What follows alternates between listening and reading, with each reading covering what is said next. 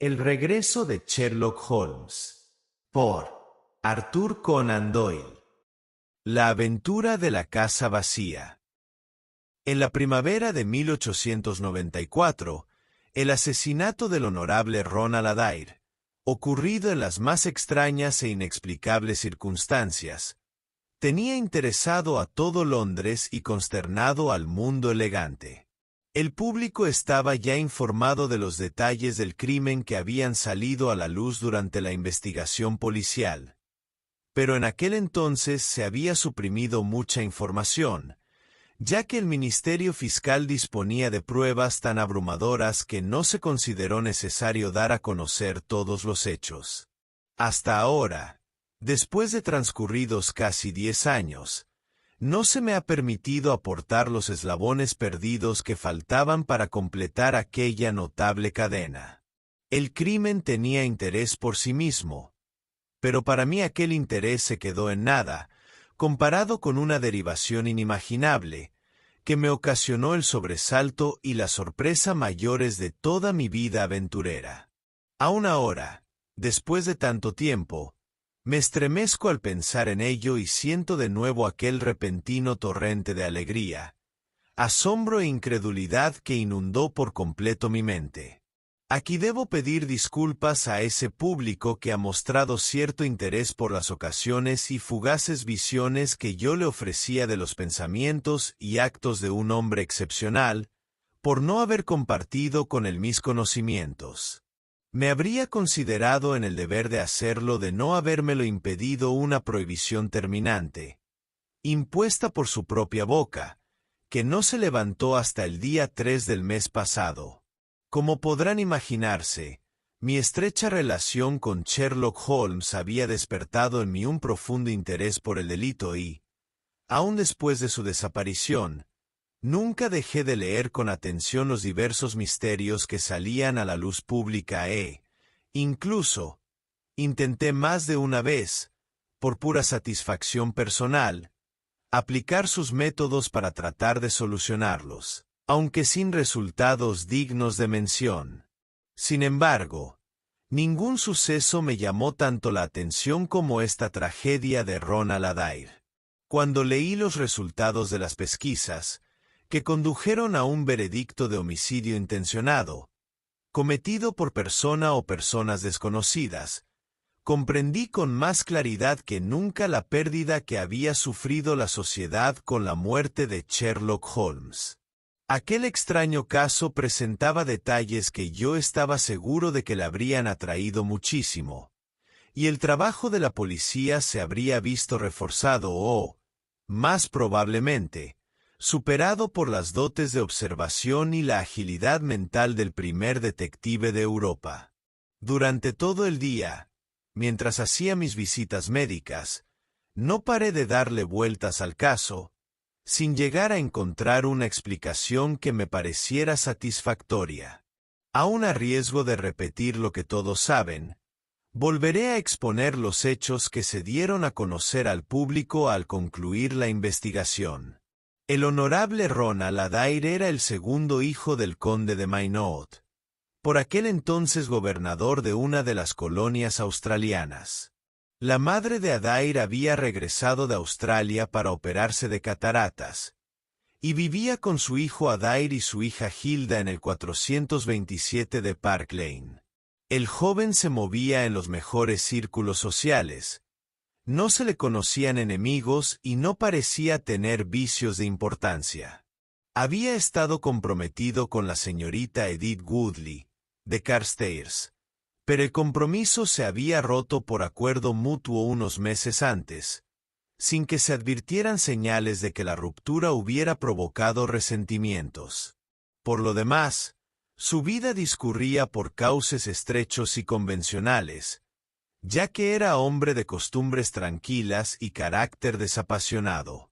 Y sin embargo, este joven e indolente aristócrata halló la muerte de la forma más extraña e inesperada. A Ronald Adair le gustaba jugar a las cartas y jugaba constantemente, aunque nunca hacía apuestas que pudieran ponerle en apuros. Era miembro de los clubes de jugadores Baldwin, Cavendish y Bagatelle. Quedó demostrado que la noche de su muerte, después de cenar, había jugado unas manos de whist en el último de los clubes citados. También había estado jugando allí por la tarde. Las declaraciones de sus compañeros de partida, el señor Murray, Sir John Hardy y el coronel Moran, confirmaron que se jugó al bis y que la suerte estuvo bastante igualada. Puede que Adair perdiera unas 5 libras, pero no más, puesto que poseía una fortuna considerable. Una pérdida así no podía afectarle lo más mínimo. Casi todos los días jugaba en un club o en otro, pero era un jugador prudente y por lo general ganaba. Por estas declaraciones se supo que, unas semanas antes, jugando con el coronel Moran de compañero, les había ganado 420 libras en una sola partida a Godfrey Milner y Lord Balmoral. Y esto era todo lo que la investigación reveló sobre su historia reciente. La noche del crimen, Adair regresó del club a las 10 en punto. Su madre y su hermana estaban fuera, pasando la velada en casa de un pariente. La doncella declaró que le oyó entrar en la habitación delantera del segundo piso, que solía utilizar como cuarto de estar. Dicha doncella había encendido la chimenea de esta habitación y, como salía mucho humo, había abierto la ventana.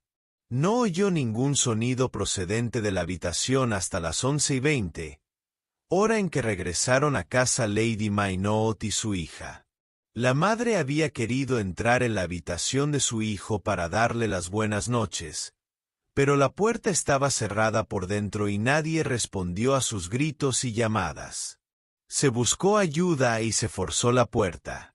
Encontraron al desdichado joven tendido junto a la mesa, con la cabeza horriblemente destrozada por una bala explosiva de revólver, pero no se encontró en la habitación ningún tipo de arma.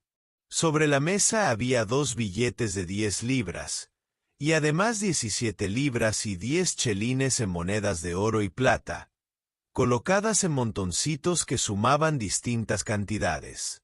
Se encontró también una hoja de papel con una serie de cifras, seguidas por los nombres de algunos compañeros de club, de lo que se dedujo que antes de morir había estado calculando sus pérdidas o ganancias en el juego.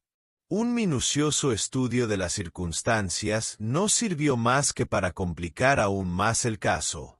En primer lugar, no se pudo averiguar la razón de que el joven cerrase la puerta por dentro. Existía la posibilidad de que la hubiera cerrado el asesino, que después habría escapado por la ventana. Sin embargo, ésta se encontraba por lo menos a 6 metros de altura y debajo había un macizo de azafrán en flor. Ni las flores ni la tierra presentaban señales de haber sido pisadas y tampoco se observaba huella alguna en la estrecha franja de césped que separaba la casa de la calle. Así pues, parecía que había sido el mismo joven el que cerró la puerta. Pero, ¿cómo se había producido la muerte? Nadie pudo haber trepado hasta la ventana sin dejar huellas.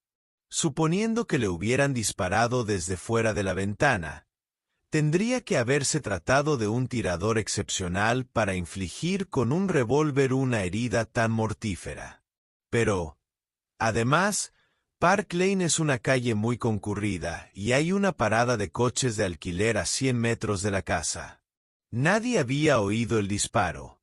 Y, sin embargo, allí estaba el muerto y allí la bala de revólver, que se había abierto como una seta, como hacen las balas de punta blanda, infligiendo así una herida que debió provocar la muerte instantánea. Estas eran las circunstancias del misterio de Park Lane, que se complicaba aún más por la total ausencia de móvil, ya que, como he dicho, al joven Adair no se le conocía ningún enemigo y, por otra parte, nadie había intentado llevarse de la habitación ni dinero ni objetos de valor. Me pasé todo el día dándole vueltas a estos datos, intentando encontrar alguna teoría que los reconciliase todos y buscando esa línea de mínima resistencia que, según mi pobre amigo, era el punto de partida de toda investigación. Confieso que no avancé mucho.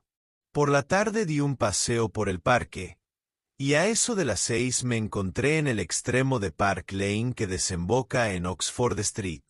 En la acera había un grupo de desocupados, todos mirando hacia una ventana concreta, que me indicó cuál era la casa que había venido a ver. Un hombre alto y flaco, con gafas oscuras y todo el aspecto de ser un policía de paisano, estaba exponiendo alguna teoría propia, mientras los demás se apretujaban a su alrededor para escuchar lo que decía. Me acerqué todo lo que pude, pero sus comentarios me parecieron tan absurdos que retrocedí con cierto disgusto. Al hacerlo tropecé con un anciano contrahecho que estaba detrás de mí, haciendo caer al suelo varios libros que llevaba. Recuerdo que, al agacharme a recogerlos, me fijé en el título de uno de ellos, El origen del culto a los árboles, lo que me hizo pensar que el tipo debía ser un pobre bibliófilo que, por negocio o por afición, coleccionaba libros raros. Le pedí disculpas por el tropiezo, pero estaba claro que los libros que yo había maltratado tan desconsideradamente eran objetos preciosísimos para su propietario. Dio media vuelta con una mueca de desprecio y vi desaparecer entre la multitud su espalda encorvada y sus patillas blancas. Mi observación del número 427 de Park Lane contribuyó bien poco a resolver el enigma que me interesaba. La casa estaba separada de la calle por una tapia baja con verja, que en total no pasaban del 1,5 metros de altura. Así pues, cualquiera podía entrar en el jardín con toda facilidad. Sin embargo, la ventana resultaba absolutamente inaccesible, ya que no había tuberías ni nada que sirviera de apoyo al escalador, por ágil que éste fuera. Más desconcertado que nunca, dirigí mis pasos de vuelta hacia Kensington. No llevaba ni 5 minutos en mi estudio cuando entró la doncella, diciendo que una persona deseaba verme. ¿Cuál no sería mi sorpresa al ver que el visitante no era sino el extraño anciano coleccionista de libros, con su rostro afilado y marchito enmarcado por una masa de cabellos blancos, y sus preciosos volúmenes, por lo menos una docena encajados bajo el brazo derecho. «Parece sorprendido de verme, señor», dijo con voz extraña y cascada. Reconocí que lo estaba. «Verá usted, yo soy hombre de conciencia, así que vine cojeando detrás de usted, y cuando le vi entrar en esta casa me dije, voy a pasar a saludar a este caballero tan amable y decirle que aunque me he mostrado un poco grosero no ha sido con mala intención, y que le agradezco mucho que haya recogido mis libros. Da usted demasiada importancia a una nadería», dije yo. «¿Puedo preguntarle cómo sabía quién era yo?» «Bien, señor, si no es tomarme excesivas libertades, le diré que soy vecino suyo. Encontrará usted mi pequeña librería en la esquina de Church Street, donde estaré encantado de recibirle, ya lo creo. A lo mejor es usted coleccionista, señor. Aquí tengo aves, de Inglaterra, el Catulo, la Guerra Santa, auténticas gangas todos ellos. Con 5 volúmenes podría usted llenar ese hueco del segundo estante. Queda feo, ¿no le parece, señor?» Volví la cabeza para mirar la estantería que tenía detrás, y cuando miré de nuevo hacia adelante vi a Sherlock Holmes sonriéndome al otro lado de mi mesa. Me puse en pie. Lo contemplé durante algunos segundos con el más absoluto asombro, y luego creo que me desmayé por primera y última vez en mi vida. Recuerdo que vi una niebla gris girando ante mis ojos, y cuando se despejó noté que me habían desabrochado el cuello y sentí en los labios un regusto picante a brandy. Holmes estaba inclinado sobre mi silla con una botellita en la mano. «Querido Watson», dijo la voz inolvidable, «le pido 1000 perdones. No podía sospechar que le afectaría tanto. Yo le agarré del brazo y exclamé: «Oh, ¿es usted de verdad? ¿Es posible que esté vivo? ¿Cómo se las arregló para salir de aquel espantoso abismo?» «Un momento», dijo él. «¿Está seguro de encontrarse en condiciones de charlar?» Mi aparición, innecesariamente dramática, parece haberle provocado un terrible sobresalto. «Estoy bien. Pero, de verdad, Holmes, aún no doy crédito a mis ojos. Cielo santo. Pensar que está usted aquí en mi estudio. Usted precisamente». Volví a agarrarlo de la manga y palpé el brazo delgado y fibroso que había debajo. «Bueno, por lo menos sé que no es usted un fantasma», dije. «Querido amigo, cómo me alegro de verle. Siéntese y cuénteme cómo logró salir vivo de aquel terrible precipicio». Se sentó frente a mí y encendió un cigarrillo con el estilo desenfadado de siempre. Todavía vestía la raída levita del librero, pero el resto de aquel personaje había quedado reducido a una peluca blanca y un montón de libros sobre la mesa. Holmes parecía aún más flaco y enérgico que antes, pero su rostro aguileño presentaba una tonalidad blanquecina que me indicaba que no había llevado una vida muy saludable en los últimos tiempos. «Qué gusto da estirarse, Watson», dijo. «Para un hombre alto, no es ninguna broma rebajar su estatura un palmo durante varias horas seguidas. Ahora, querido amigo, con respecto a esas explicaciones que me pide, tenemos por delante, si es que puedo solicitar su cooperación, una noche bastante agitada y llena de peligros.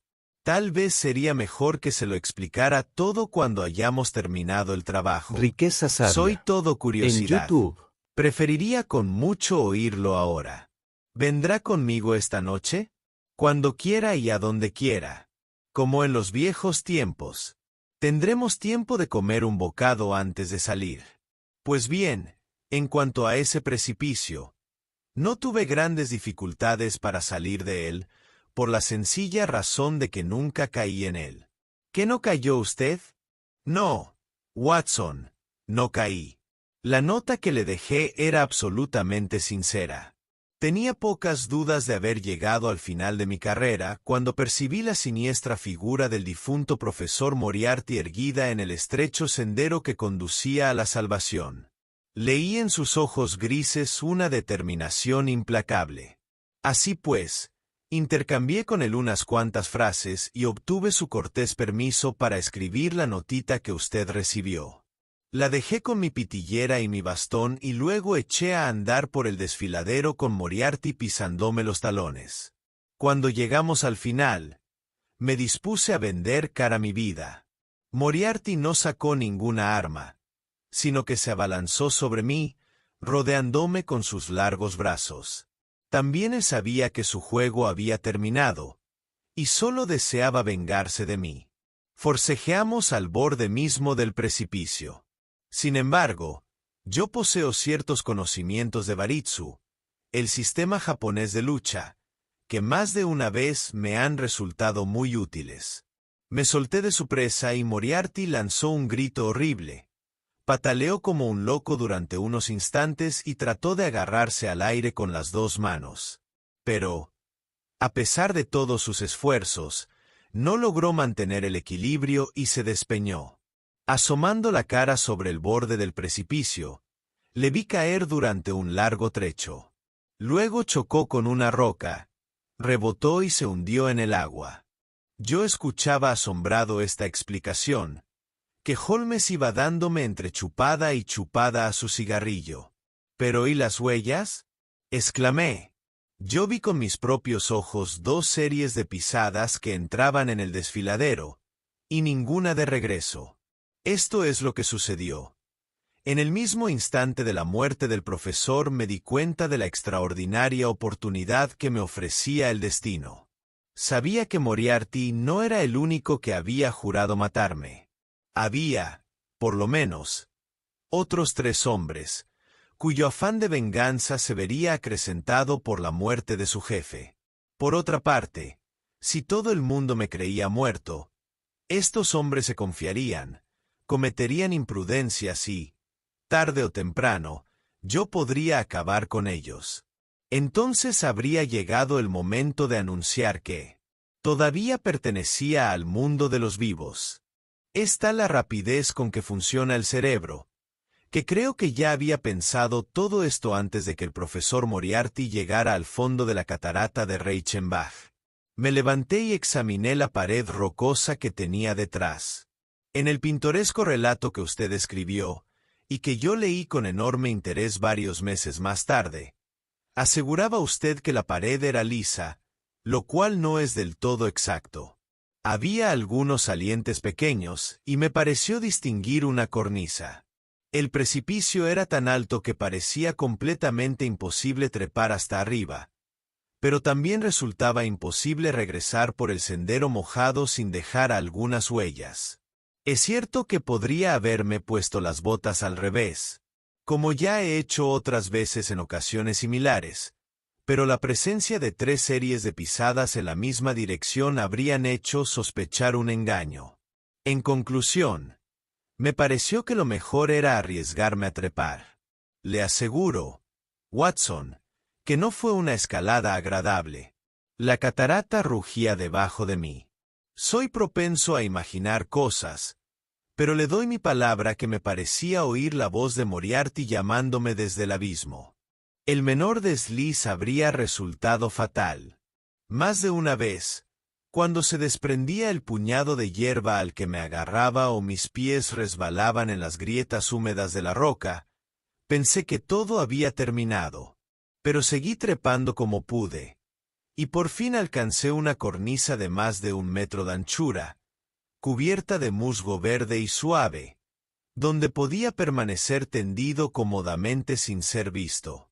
Allí me encontraba, querido Watson, cuando usted y sus acompañantes investigaban, de la forma más conmovedora e ineficaz, las circunstancias de mi muerte. Por fin, cuando todos ustedes hubieron sacado sus inevitables y completamente erróneas conclusiones, se marcharon al hotel y yo quedé solo. Pensaba que ya habían terminado mis aventuras, pero un hecho completamente inesperado me demostró que aún me aguardaban sorpresas. Un enorme peñasco cayó de lo alto, pasó rozándome, chocó contra el sendero y se precipitó en el abismo. Por un momento pensé que se trataba de un accidente, pero un instante después miré hacia arriba y vi la cabeza de un hombre recortada contra el cielo nocturno, mientras una segunda roca golpeaba la cornisa misma en la que yo me encontraba, a un palmo escaso de mi cabeza. Por supuesto, aquello solo podía significar una cosa: Moriarty no había estado solo. Un cómplice, y me había bastado aquel fugaz vistazo para saber lo peligroso que era. Dicho cómplice había montado guardia mientras el profesor me atacaba. Desde lejos, sin que yo lo advirtiera, había sido testigo de la muerte de su amigo y de mi escapatoria. Había aguardado su momento y ahora, tras dar un rodeo hasta lo alto del precipicio, estaba intentando conseguir lo que su camarada no había logrado. No tuve mucho tiempo para pensar en ello, Watson. Volví a ver aquel siniestro rostro sobre el borde del precipicio y supe que anunciaba la caída de otra piedra. Me descolgué hasta el sendero. Creo que habría sido incapaz de hacerlo a sangre fría, porque bajar era 100 veces más difícil que subir. Pero no tuve tiempo de pensar en el peligro, pues otra roca pasó zumbando junto a mí mientras yo colgaba agarrado con las manos al borde de la cornisa. A la mitad del descenso resbalé, pero gracias a Dios fui a caer en el sendero, lleno de arañazos y sangrando. Eché a correr, recorrí en la oscuridad 10 millas de montaña y una semana después me encontraba en Florencia, con la certeza de que nadie en el mundo sabía lo que había sido de mí.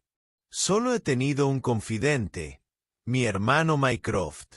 Le pido 1000 perdones, querido Watson, pero era fundamental que todos me creyeran muerto, Y estoy completamente seguro de que usted no habría podido escribir un relato tan convincente de mi desdichado final si no hubiera estado convencido de que era cierto. Varias veces he tomado la pluma para escribirle durante estos 3 años, pero siempre temí que el afecto que usted siente por mí le impulsara a cometer alguna indiscreción que traicionara mi secreto. Por esta razón me alejé de usted esta tarde cuando usted tiró mis libros, porque la situación era peligrosa y cualquier señal de sorpresa y emoción por su parte podría haber llamado la atención hacia mi identidad, con consecuencias lamentables e irreparables. En cuanto a Mycroft, tuve que confiar en él para obtener el dinero que necesitaba. En Londres, las cosas no salieron tan bien como yo había esperado, ya que el juicio contra la banda de Moriarty dejó en libertad a 2 de sus miembros más peligrosos, mis 2 enemigos más encarnizados. Así pues, me dediqué a viajar durante 2 años por el Tíbet, y me entretuve visitando Lhasa y pasando unos días con el Gran Lama. Quizás haya leído usted acerca de las notables exploraciones de un noruego apellidado Sigerson, pero estoy seguro de que jamás se le ocurrió pensar que estaba recibiendo noticias de su amigo. Después atravesé Persia, me detuve en la Meca y realicé una breve pero interesante visita al califa de Jartum, cuyos resultados he comunicado al Foreign Office. De regreso a Francia, pasé varios meses investigando sobre los derivados del alquitrán de carbón en un laboratorio de Montpellier, en el sur de Francia.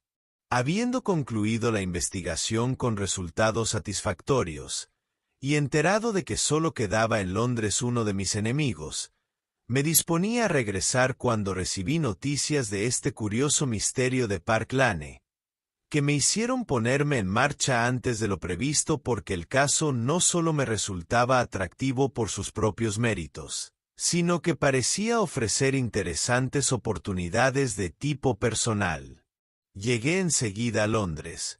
Me presenté en Baker Street provocándole un violento ataque de histeria a la señora Hudson, y comprobé que Mycroft había mantenido mis habitaciones y mis papeles tal y como siempre habían estado. Y así, querido Watson, a las 2 en punto del día de hoy me encontraba sentado en mi vieja butaca, en mi vieja habitación, deseando que mi viejo amigo Watson ocupara la otra butaca, que tantas veces había adornado con su persona. Este fue el extraordinario relato que escuché aquella tarde de abril. Un relato que me habría parecido absolutamente increíble de no haberlo confirmado la visión de la alta y enjuta figura y del rostro agudo y vivaz que yo habría creído que nunca volvería a ver. De algún modo, Holmes se había enterado de la trágica pérdida que yo había sufrido, y demostró sus simpatías con sus maneras mejor que con sus palabras. El trabajo es el mejor antídoto contra las penas, querido Watson, dijo, y esta noche tengo una tarea para nosotros dos que, si consigo rematarla con éxito, justificaría por sí sola la vida de un hombre en este mundo. Le rogué en vano que me explicara algo más. Antes de que amanezca habrá visto y oído lo suficiente, respondió. Hay mucho que hablar sobre los 3 últimos años. Así ocuparemos el tiempo hasta las 9:30, hora en que emprenderemos la trascendental aventura de la casa vacía. A la hora mencionada, verdaderamente como en los viejos tiempos, yo iba sentado junto a Holmes en un cabriolé, con un revólver en el bolsillo y la emoción de la aventura en el corazón. Cada vez que la luz de las farolas iluminaba sus austeras facciones, yo me fijaba en que tenía las cejas fruncidas y los finos labios apretados, en señal de reflexión. Yo no sabía qué clase de fiera salvaje íbamos a cazar en la tenebrosa selva del delito de Londres, pero por la actitud de aquel maestro de cazadores me daba perfecta cuenta de que la aventura era de las más serias, y la sonrisa sardónica que de cuando en cuando rompía su ascética seriedad no presagiaba nada bueno para el objeto de nuestra persecución. Había pensado que nos dirigíamos a Baker Street, pero Holmes hizo detenerse el coche en la esquina de Cavendish Square.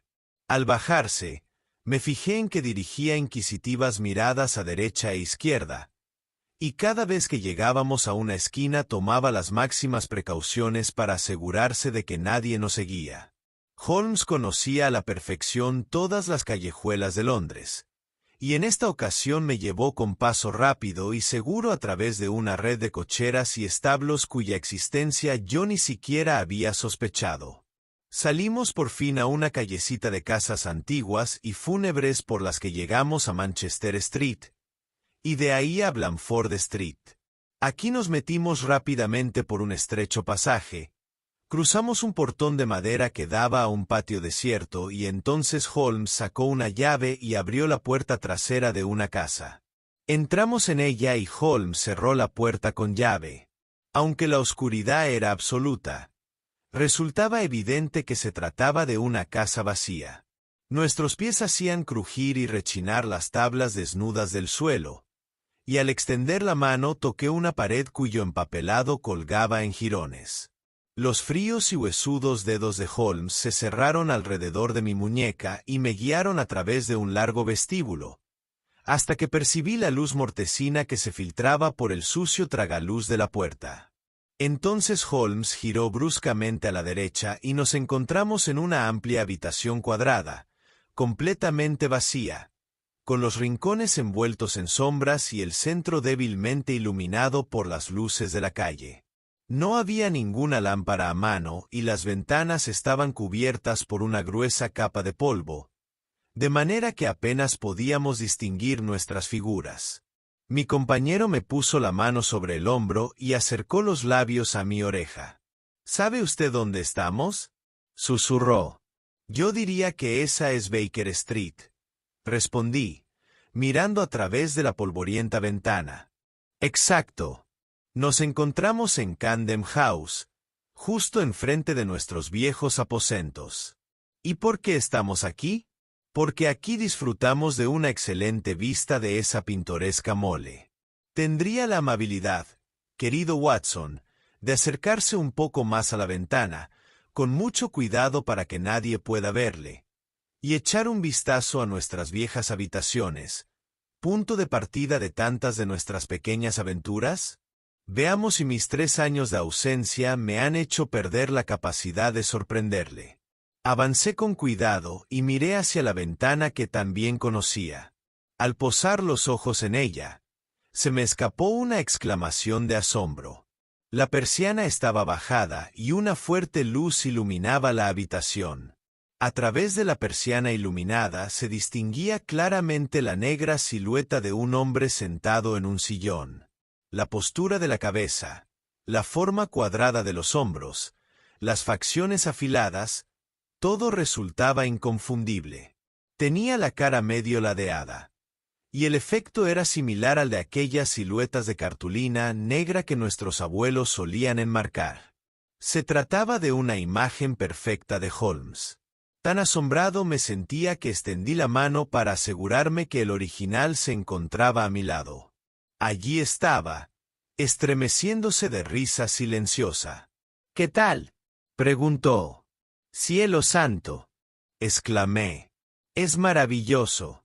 Parece que ni los años han ajado ni la rutina ha viciado mi infinita variedad», dijo Holmes, y se notaba en su voz la alegría y el orgullo del artista ante su creación. «Se parece bastante a mí. ¿No cree? Estaría dispuesto a jurar que es usted». El mérito de la ejecución debe atribuirse a Monsieur Oscar Meunier, de Grenoble, que invirtió varios días en el modelado. Se trata de un busto de cera. El resto lo apañé yo esta tarde, durante mi visita a Baker Street. ¿Pero por qué? Porque, mi querido Watson, tenía toda clase de razones para desear que ciertas personas creyeran que yo estaba aquí, cuando en realidad me encontraba en otra parte. ¿Sospecha usted que alguien vigilaba esta casa? Sabía que la vigilaban. ¿Quiénes? Mis antiguos enemigos, Watson. La encantadora organización cuyo jefe yace en la catarata de Reichenbach. Recuerde usted que ellos, y solo ellos, saben que sigo vivo. Suponían que tarde o temprano regresaría a mis habitaciones. Así que montaron una vigilancia permanente y esta mañana me vieron llegar. ¿Cómo lo sabe? Porque reconocí a su centinela al mirar por la ventana. Se trata de un tipejo inofensivo, apellidado Parker, estrangulador de oficio y muy buen tocador de birimbao. Él no me preocupaba nada, pero sí que me preocupaba, y mucho, el formidable personaje que tiene detrás, el amigo íntimo de Moriarty, el hombre que me arrojó las rocas en el desfiladero, el criminal más astuto y peligroso de Londres. Ese es el hombre que viene a por mí esta noche, Watson. Pero lo que no sabe es que nosotros vamos a por él. Poco a poco, los planes de mi amigo se iban revelando. Desde aquel cómodo escondite podíamos vigilar a los vigilantes y perseguir a los perseguidores. La silueta angulosa de la casa de enfrente era el cebo y nosotros éramos los cazadores. Aguardamos silenciosos en la oscuridad, observando las apresuradas figuras que pasaban y volvían a pasar frente a nosotros. Holmes permanecía callado e inmóvil, pero yo me daba cuenta de que se mantenía en constante alerta, sin despegar los ojos de la corriente de transeúntes. Era una noche fría y turbulenta y el viento silbaba estridentemente a lo largo de la calle. Muchas personas iban y venían, casi todas embozadas en sus abrigos y bufandas. Una o dos veces, me pareció ver pasar una figura que ya había visto antes, y me fijé sobre todo en dos hombres que parecían resguardarse del viento en el portal de una casa, a cierta distancia calle arriba. Intenté llamar la atención de mi compañero hacia ellos, pero Holmes dejó escapar una exclamación de impaciencia y continuó clavando la mirada en la calle. Más de una vez dio pataditas en el suelo y tamborileó rápidamente con los dedos en la pared. Resultaba evidente que se estaba impacientando y que sus planes no iban saliendo tal y como había calculado. Por fin, ya cerca de la medianoche, cuando la calle se iba vaciando poco a poco, Holmes se puso a dar zancadas por la habitación, presa de una agitación incontrolable. Me disponía a hacer algún comentario cuando levanté la mirada hacia la ventana iluminada y sufrí una nueva sorpresa, casi tan fuerte como la anterior. Agarré a Holmes por el brazo y señalé hacia arriba. La sombra se ha movido. Efectivamente, ya no la veíamos de perfil, sino que ahora nos daba la espalda. Evidentemente, los 3 años de ausencia no habían suavizado las asperezas de su carácter ni su irritabilidad ante inteligencias menos activas que la suya. Pues claro que se ha movido. Bufó. Me cree tan chapucero, Watson, como para colocar un monigote inmóvil y esperar que varios de los hombres más astutos de Europa se dejen engañar por él. Llevamos 2 horas en esta habitación, y durante este tiempo la señora Hudson ha cambiado de posición el busto 8 veces, es decir, cada cuarto de hora. Se acerca siempre por delante de la figura, de manera que no se vea su propia sombra. ¡Ah! Holmes aspiró con agitación. En la penumbra del cuarto pude ver que inclinaba la cabeza hacia adelante, con todo el cuerpo rígido, en actitud de atención. Es posible que los 2 hombres que yo había visto siguieran acurrucados en el portal, pero ya no los veía. Toda la calle estaba silenciosa y oscura, con excepción de aquella brillante ventana amarilla que teníamos enfrente, con la negra silueta proyectada en su centro. En medio del absoluto silencio volví a oír aquel suave silbido que indicaba una intensa emoción reprimida. Un instante después, Riqueza sabia. Holmes me arrastró En hacia el YouTube. rincón más oscuro de la habitación y me puso la mano sobre la boca en señal de advertencia. Los dedos que me aferraban estaban temblando. Jamás había visto tan alterado a mi amigo, a pesar de que la oscura calle permanecía aún desierta y silenciosa. Pero, de pronto, percibí lo que sus sentidos, más agudos que los míos, ya habían captado. A mis oídos llegó un sonido bajo y furtivo que no procedía de Baker Street, sino de la parte trasera de la casa en la que nos ocultábamos. Una puerta se abrió y volvió a cerrarse. Un instante después, se oyeron pasos en el pasillo, pasos que pretendían ser sigilosos, pero que resonaban con fuerza en la casa vacía. Holmes se agazapó contra la pared y yo hice lo mismo, con la mano cerrada sobre la culata de mi revólver. Atisbando a través de las tinieblas, logré distinguir los contornos difusos de un hombre, una sombra apenas más negra que la negrura de la puerta abierta. Se quedó parado un instante y luego avanzó para entrar en la habitación, encogido y amenazador. La siniestra figura se encontraba a menos de 3 metros de nosotros, y yo ya tensaba los músculos, dispuesto a resistir su ataque, cuando me di cuenta de que él no había advertido nuestra presencia. Pasó muy cerca de nosotros, se acercó con sigilo a la ventana y la alzó como un palmo, con mucha suavidad y sin hacer ruido. Al agacharse hasta el nivel de la abertura, la luz de la calle, ya sin el filtro del cristal polvoriento, cayó de lleno sobre su rostro. El hombre parecía fuera de sí a causa de la emoción. Sus ojos brillaban como estrellas y sus facciones temblaban. Se trataba de un hombre de edad avanzada, con nariz fina y pronunciada, frente alta y calva, y un enorme bigote canoso. Llevaba un sombrero de copa echado hacia atrás, y bajo su abrigo desabrochado brillaba la pechera de un traje de etiqueta. Su rostro era sombrío y atezado, surcado por profundas arrugas. En la mano, llevaba algo que parecía un bastón, pero que al apoyarlo en el suelo resonó con ruido metálico. A continuación, sacó del bolsillo de su abrigo un objeto voluminoso y se enfrascó en una tarea que concluyó con un fuerte chasquido, como el que produce un muelle o un resorte al encajar en su sitio. Siempre con las rodillas en el suelo, se inclinó hacia adelante, aplicando todo su peso y su fuerza sobre alguna especie de palanca. El resultado fue un prolongado chirrido que terminó también con un fuerte chasquido. Entonces el hombre se enderezó y vi que lo que sostenía en la mano era una especie de fusil, con una culata de forma extraña. Abrió la recámara, metió algo en ella y cerró de golpe el cerrojo. Luego se volvió a agachar. Apoyó el extremo del cañón en el borde de la ventana abierta y vi cómo sus largos bigotes rozaban la culata mientras sus ojos brillaban al enfilar el punto de mira. Oí un ligero suspiro de satisfacción cuando se acomodó la culata en el hombro y comprobé el magnífico blanco que ofrecía la silueta negra sobre fondo amarillo, en plena línea de tiro. El hombre permaneció rígido e inmóvil durante un instante y luego su dedo se cerró sobre el gatillo. Se oyó un fuerte y extraño zumbido y el prolongado tintineo de un cristal hecho pedazos. En aquel instante, Holmes saltó como un tigre sobre la espalda del tirador y le hizo caer de bruces. Pero, al momento, volvió a levantarse y agarró a Holmes por el cuello con la fuerza de un loco.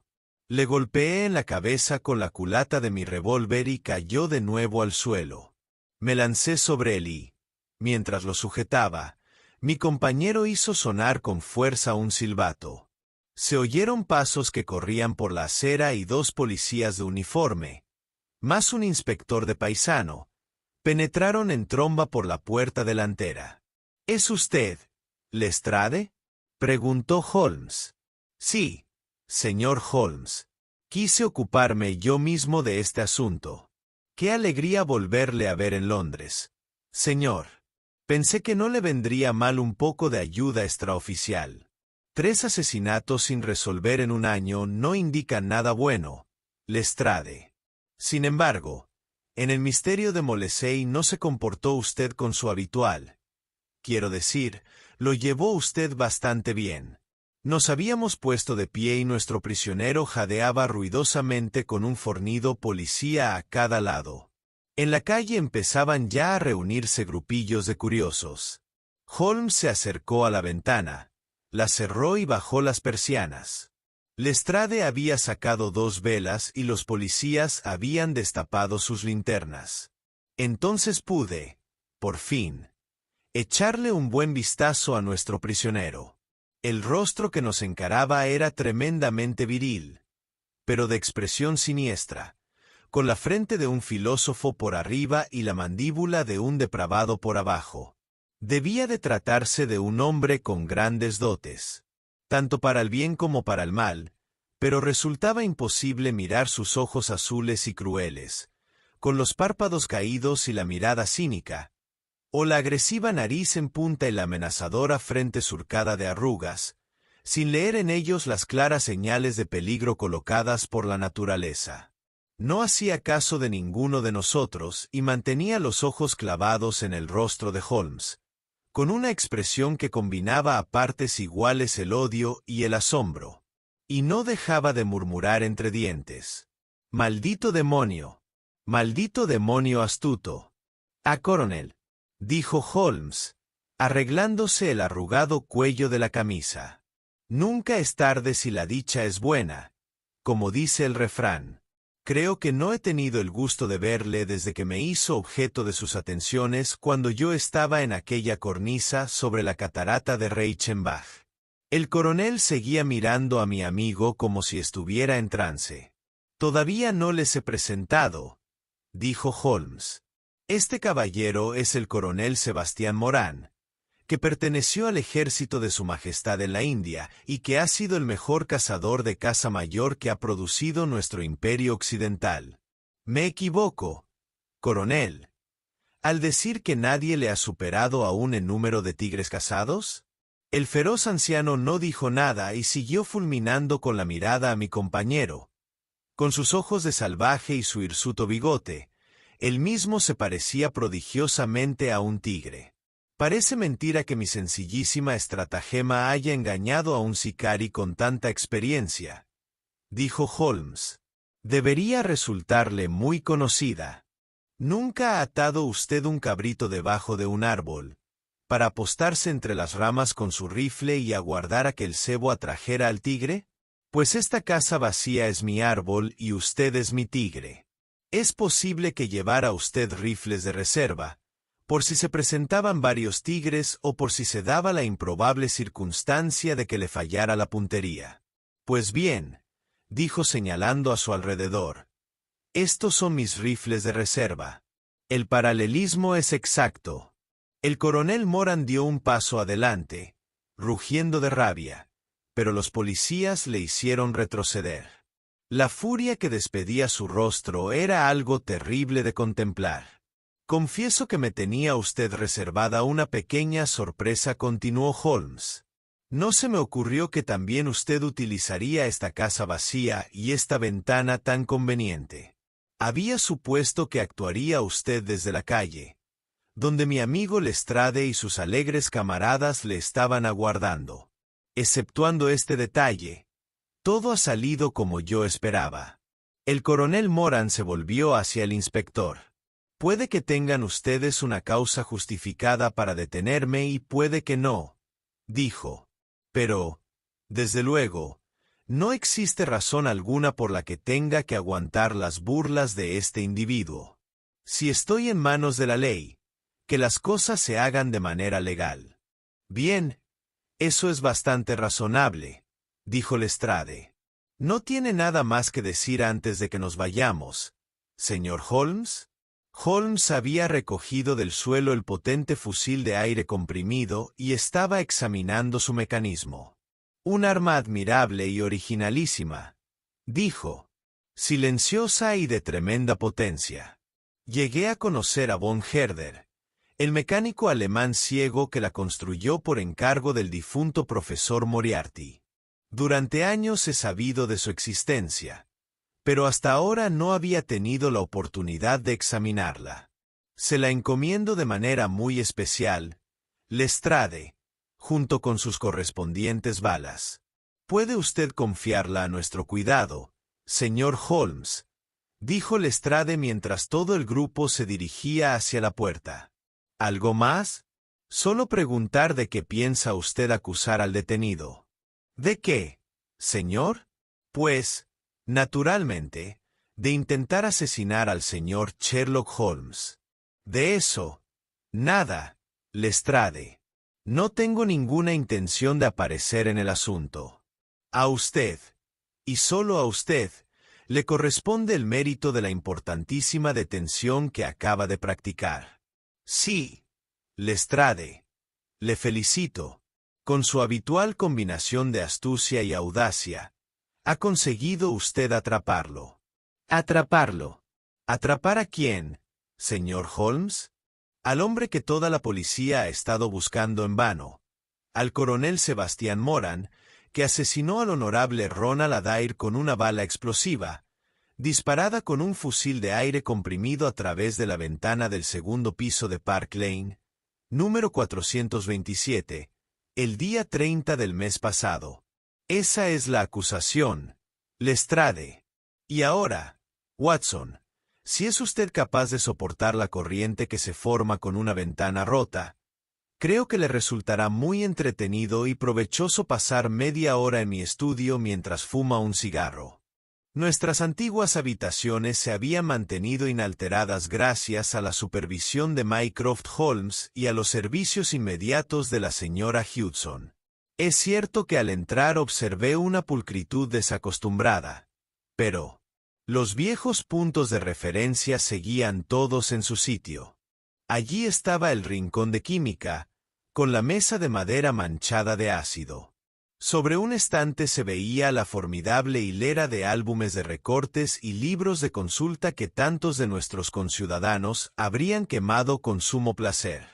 Los gráficos, el estuche de violín, el colgador de pipas, hasta la babucha persa que contenía el tabaco, todo me saltaba a la vista al mirar a mi alrededor.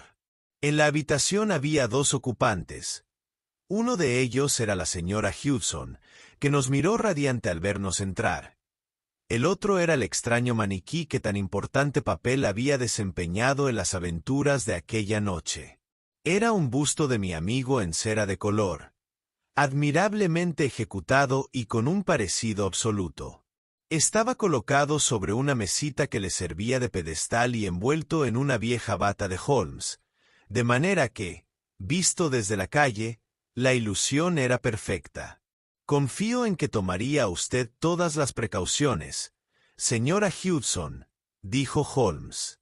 Me acerqué de rodillas, señor Holmes, tal como usted me dijo. Excelente. Lo ha hecho usted muy bien.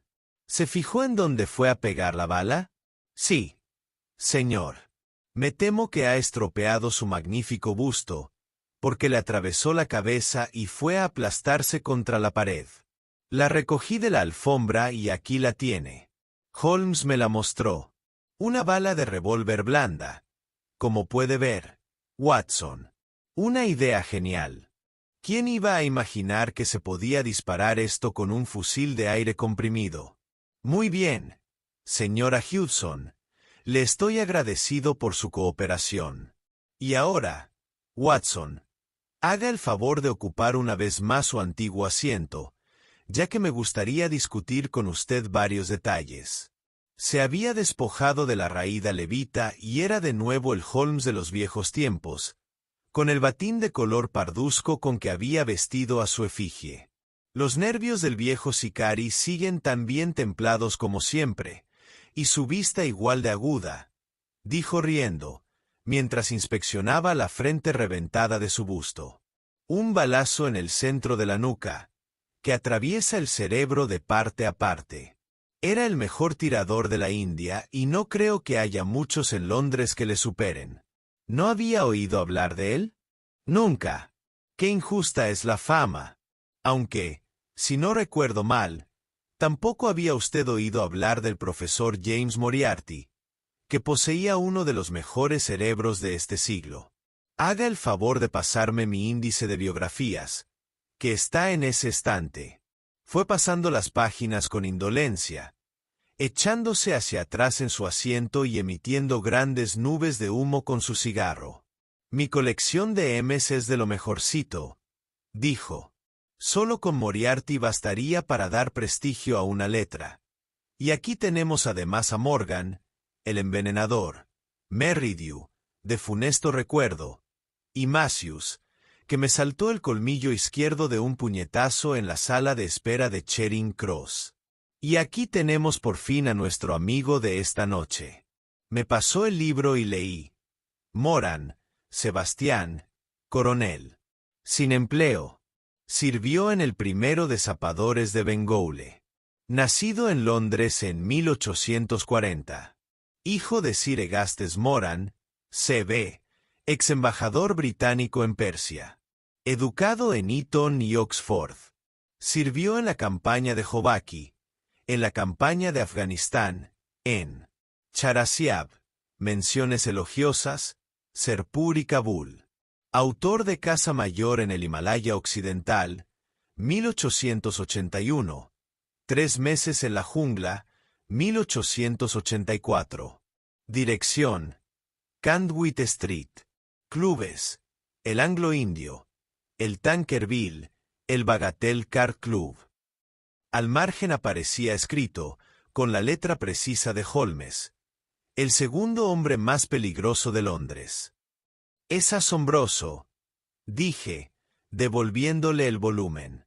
La carrera de este hombre es la de un militar honorable. Es cierto, respondió Holmes. Hasta cierto punto, se portó muy bien. Siempre fue un hombre con nervios de acero. Y todavía se cuenta en la India la historia de cuando se arrastró por una acequia persiguiendo a un tigre. Herido, devorador de hombres. Algunos árboles, Watson, crecen derechos hasta cierta altura y de pronto desarrollan cualquier extraña deformidad. Lo mismo sucede a menudo con las personas. Sostengo la teoría de que el desarrollo de cada individuo representa la sucesión completa de sus antepasados, y que cualquier giro repentino hacia el bien o hacia el mal obedece a una poderosa influencia introducida en su árbol genealógico. La persona se convierte, podríamos decir, en una recapitulación de la historia de su familia. Una teoría bastante extravagante, diría yo. Bien, no insistiré en ello. Por la causa que fuera, el coronel Moran empezó a descarriarse. Aún sin dar lugar a ningún escándalo público, la India le llegó a resultar demasiado incómoda. Se retiró, vino a Londres y también aquí adquirió mala reputación. Fue entonces cuando le localizó el profesor Moriarty, para quien actuó durante algún tiempo como jefe de su Estado Mayor. Moriarty le proporcionaba dinero en abundancia, y solo le utilizó en 1 o 2 trabajos de primerísima categoría, que quedaban fuera del alcance de un criminal corriente. Quizás recuerde usted la muerte de la señora Stewart, de Lauder, en 1887. ¿No? Bueno, pues estoy seguro que Moran estuvo en el fondo del asunto, pero no se pudo demostrar nada. El coronel tenía las espaldas tan bien cubiertas que, incluso después de la desarticulación de la banda de Moriarty, resultó imposible acusarle de nada. ¿Se acuerda de aquella noche en que fui a su casa y cerré las contraventanas por temor a los fusiles de aire comprimido? Sabía muy bien lo que me hacía. Estaba enterado de la existencia de este extraordinario fusil y sabía también que lo manejaba uno de los mejores tiradores del mundo. Cuando fuimos a Suiza, él nos siguió en compañía de Moriarty, y no cabe duda de que fue él quien me hizo pasar aquellos 5 minutos de infierno en la cornisa de Reichenbach. Como podrá usted suponer, durante mi estancia en Francia leí con bastante atención los periódicos, a la espera de una oportunidad de echarle el guante. Mi vida no tenía sentido mientras él anduviese suelto por Londres. Su sombra pesaría sobre mi noche y día, y tarde o temprano encontraría una oportunidad de caer sobre mí. ¿Qué podía hacer? No podía buscarle y pegarle un tiro, porque iría a parar a la cárcel. Tampoco serviría de nada recurrir a un magistrado. Los jueces no pueden actuar basándose en lo que a ellos tiene que parecerles una sospecha disparatada.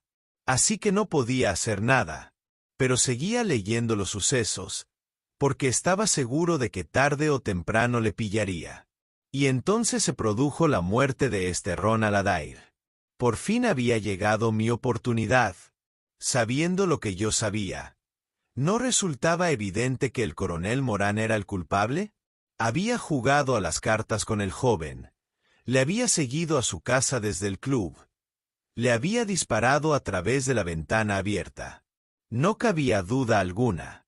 Solo con las balas bastaría para echarle la soga al cuello. Así que vine inmediatamente.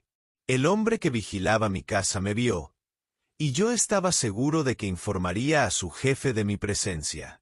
Como es natural, el coronel relacionaría mi súbito regreso con su crimen y se alarmaría terriblemente. No me cabía duda de que intentaría quitarme de en medio cuanto antes, para lo cual traería su arma asesina. Le dejé un blanco perfecto en la ventana y, después de avisar a la policía de que sus servicios podrían ser necesarios. Por cierto, Watson, usted los localizó a la perfección en aquel portal. Me instalé en lo que me pareció un excelente puesto de observación, sin imaginar que él elegiría el mismo lugar para atacar. Y ahora, querido Watson, ¿queda algo por aclarar? Sí, dije. No ha explicado todavía qué motivos tenía el coronel Morán para asesinar al honorable Ronald Adair. Ah, querido Watson, aquí entramos en el terreno de las conjeturas, donde la mente más lógica puede fracasar. Cada uno puede elaborar su propia hipótesis, basándose en las pruebas existentes, y la suya tiene tantas posibilidades de acertar como la mía. Pero usted tiene ya la suya, ¿no? Creo que no resulta difícil explicar los hechos. Quedó demostrado que el coronel Morán y el joven Adair habían ganado una suma considerable jugando de compañeros. Ahora bien, es indudable que Morán hizo trampas. Sé desde hace mucho tiempo que las hacía. Supongo que el día del crimen Adair se dio cuenta que Morán era un tramposo. Lo más probable es que hablara con él en privado, amenazándole con revelar la verdad a menos que Morán se diese de baja en el club y prometiera no volver a jugar a las cartas. Es muy poco probable que un joven como Adair provocase un escándalo de buenas a primeras denunciando a un hombre muy conocido y mucho mayor que él. Lo lógico es que actuara tal como yo digo. Para Morán, quedar excluido de los clubes significaba la ruina, ya que vivía de lo que ganaba trampeando las cartas. Así que asesinó a Adair, que en aquel mismo momento estaba calculando el dinero que tenía que devolver, ya que consideraba inaceptable quedarse con el fruto de las trampas de su compañero. Cerró la puerta para que las damas no le sorprendieran e insistieran en que les explicara lo que estaba haciendo con la lista y el dinero. ¿Qué tal se sostiene esto? Estoy convencido de que ha dado usted en el clavo. El juicio lo confirmará o lo desmentirá. Mientras tanto, y pase lo que pase, el coronel Morán no nos molestará más. El famoso fusil de aire comprimido de von Herder pasará a adornar el museo de Scotland Yard. Y Sherlock Holmes queda libre de nuevo para dedicar su vida a examinar los interesantes problemillas que la complicada vida de Londres nos plantea sin cesar. Te invito a suscribirte al canal Riqueza Sabia y no olvides activar la campanita para que no te pierdas nuestra siguiente entrega. ¡Nos vemos!